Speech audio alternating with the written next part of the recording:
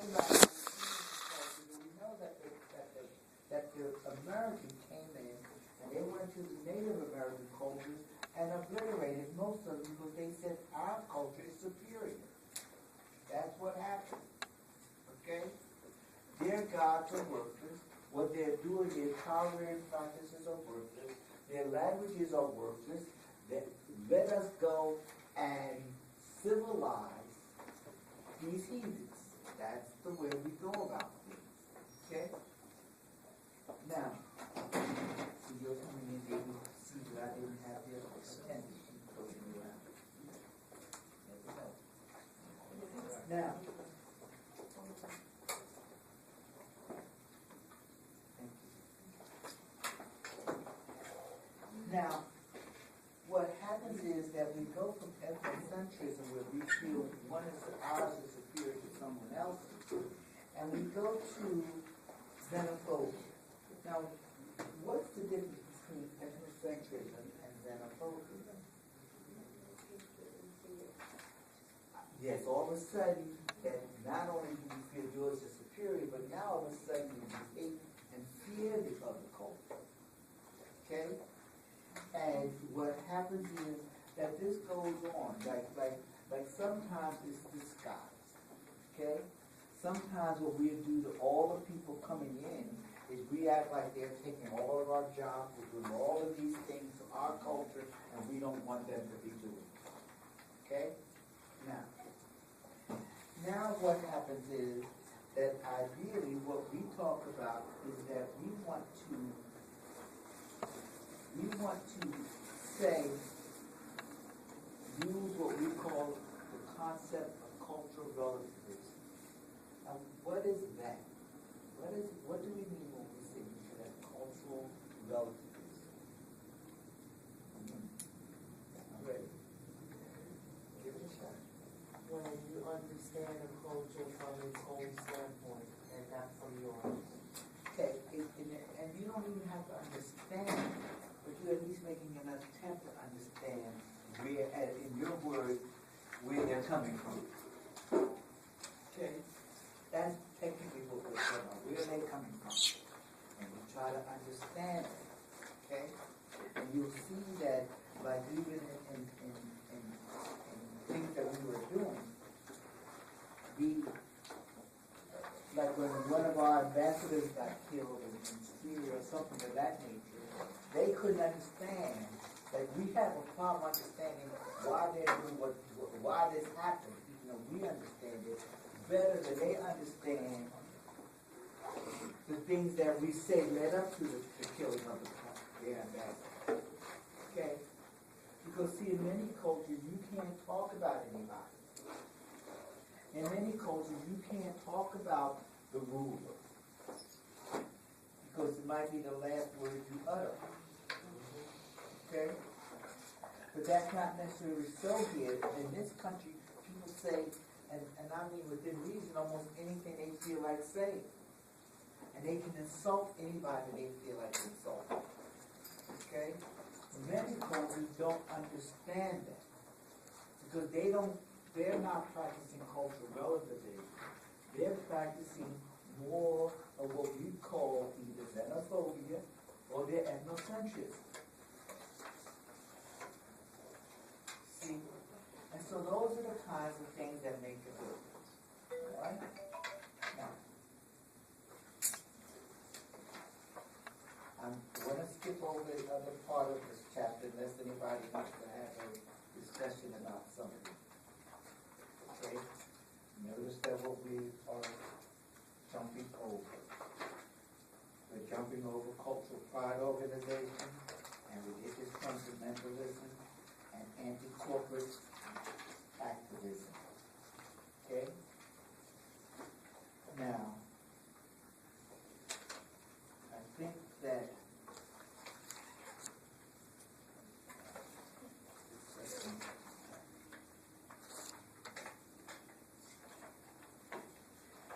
you know, see, it's easy to jump over this stuff with you because I know you got it. Okay? But you'll see, like, you just look at something like like, if you look at some of the pictures in your book, okay? If you look at your pictures on 77, you notice that we've got people burning the cross and people there in the Ku Klux Klan outfit, okay? Now, you also note that the Ku Klux Klan was the organization, trying to find that other picture. See, and when I say that, you have to look at the pictures and everything else that you see in the book. But if you look, when you look at 67, remember that Southern flag with the cross and the stars? Well, the Ku Klux Klan is an organization that brought that back into being because the Southern people never used that as their flag. Okay? It was a flag that belonged to a Woodville County group of people. But the Ku Klux Klan adopted it. Okay? And so that's why the flag has all these evil connotations. Because it relates back to that more than it does to the South. Okay? That's number one. You'll notice also that this nice religious organization is always burning crosses. Why? I have to figure it out. Okay? But you'll notice that the cross is a symbol for so many things depending on the culture. Okay? Then, if you go to page 78, you see a person with, you see a lady with, I don't know what you call it, but she's covered up. A what? Hijab. A hijab. H-A-J-I-B? Hijab.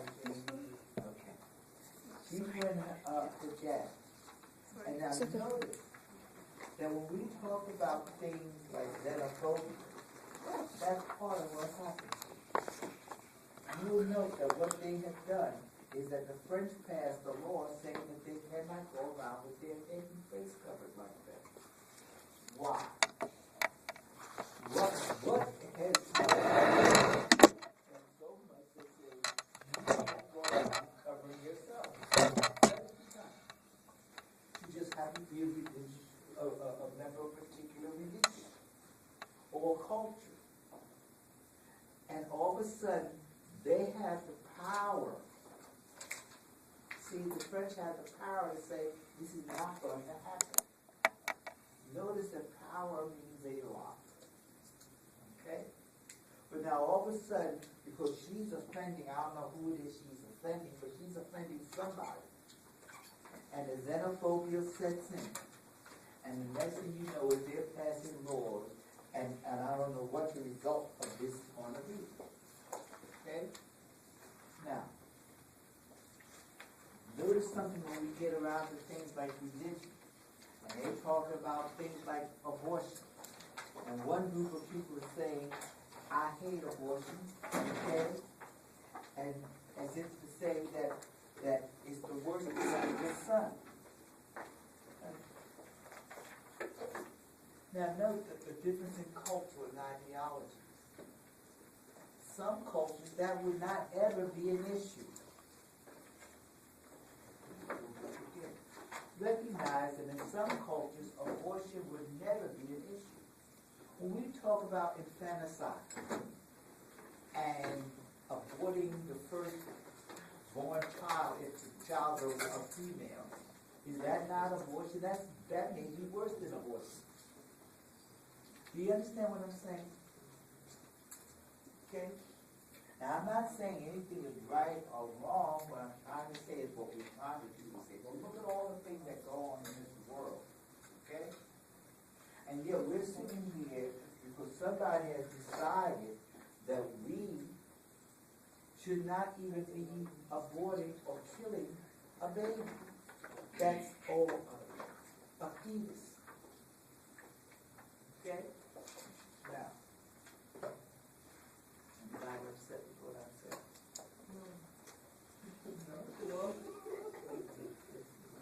So, in the picture, in France, they're saying that the calves are covering up the face is an oppression of the woman, right? And that's why they're trying to ban it.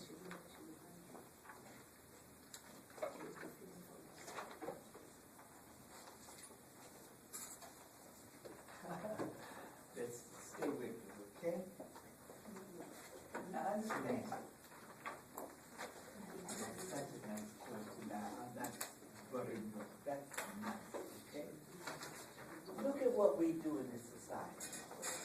The trick is to put a proper spin on things. The trick is to put the proper spin on it, okay? So that people will begin to accept it, all right? Now, when we talk about abortion, okay? Well, let me not just take abortion. Let's maybe another example. Running through my head, okay? Now, what they have decided, well, take your medical coverage, okay? Or what they call Obamacare. That's such a nice example. Okay? Now, why is it that one group of people say we should have Obamacare? Why? Because we've got millions of people in this country without medical care. Millions. Now, and so what happens is that somebody says, well, we should cover these people. Like they do in some other cultures. They have like, even though they're capitalistic, but they're welfare capitalistic type countries. Okay? And so somebody says, we should cover all of these people. All right?